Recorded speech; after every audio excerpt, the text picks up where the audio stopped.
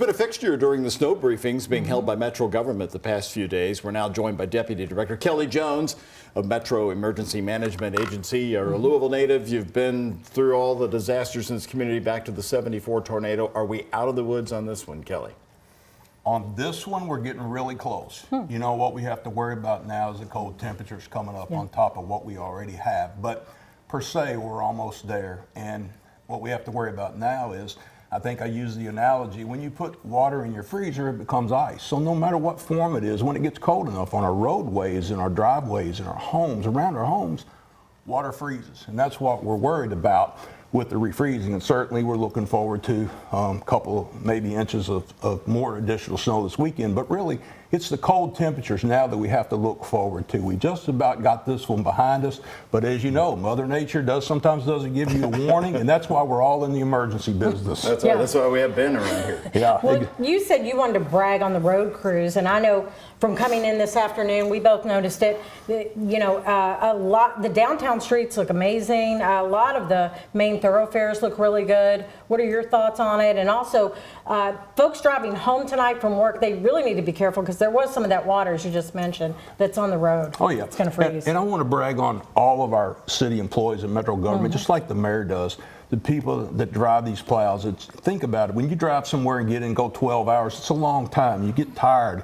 It gets cumbersome, and you have to compliment those people. But I also look at my own staff in the Emergency Operations Center. I look at our first responders. I heard some of them slept there, the mayor Yeah, said. they did. I had about 18 staff members that slept, and we don't have a dormitory. This is not like the Holiday Inn. We're sleeping on air mattresses in the floor. And so, but you look at all our first responders and our public works people, and think about hospitals and doctors and EMS, and just because it's cold and snowing doesn't mean people don't get sick and don't have heart attacks and don't have to go to dialysis. So I brag on all of Metro government, and these folks are doing a great job. I do know you come in with some facts. Give us the latest figures on the number of accidents you've had, emergency, non-emergency. What do you have in front of you? You know, we're really doing pretty good since 6 o'clock yesterday morning. I look at this, I think 5 trees down. That's really nothing in a storm like this. 10 wires down, 59 non-injuries, 10 injuries. And when I ran the numbers at about 3 o'clock, we only had 700 people without power. That's amazing considering what we were in fear of and what we thought was going to happen. So we're very lucky that way. We've had just over 2,000 emergency calls, 2,200 non-emergency calls. And our emergency calls are actually down about 7% if you compare it to last weekend during a normal weekend.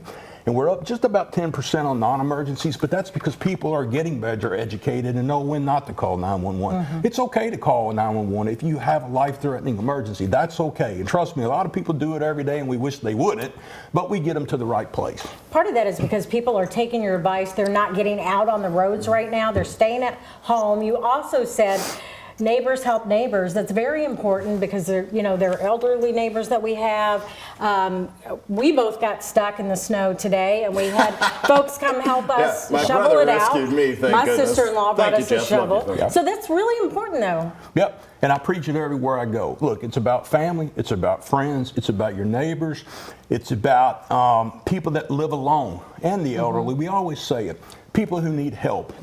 When you go to help people, we look back at all the things that our community has been through, tornadoes and snowstorms. You don't care who your neighbors voted for, or where they go to church, or what they believe in that particular time. What they do is they need help.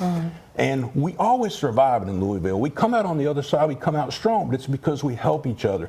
And to your point, I'm a big believer, you got to take care of your pets. Some people don't. And I told you guys off the air, I lost my favorite golden retriever, Jackson, about a week ago. And if you're cold, your dog is cold. They're not superhuman. And bring them inside. Treat them like family. It's kind of the forgotten thing, but we're stronger when we all come together. Everybody does our job, and we're a better community for that. Those fur coats can't beat this polar air. You're right about that. That's right. Nothing beats our friendship, though. That's for sure. You know, I love your perspective because you have had a long career in this community, being from Louisville, and you've seen the worst in your career, but you highlight the best because I know that sticks with you the most. Well, everybody, it's easy to talk about the bad times, and usually when I'm asked to speak, I usually do focus on what have been the tough times in my life? What have been the tough times I've seen? How does that make me better to help you to make it easier through life's events? And you're right, I did 29 years at the police department. I'm in my 8th year here, and I've never been more proud to serve. And someone asked me the other day, when the heck are you going to retire? And I'm like, when I think I can't give anything back to my community. It is a blessing. It is a high responsibility. We strive for perfection. Sometimes I think it's the enemy of great, but we work for it, and there's nowhere I would rather be in having great folks and try to help those folks help this community. Well, we thank you for your interview. Thank you for coming in.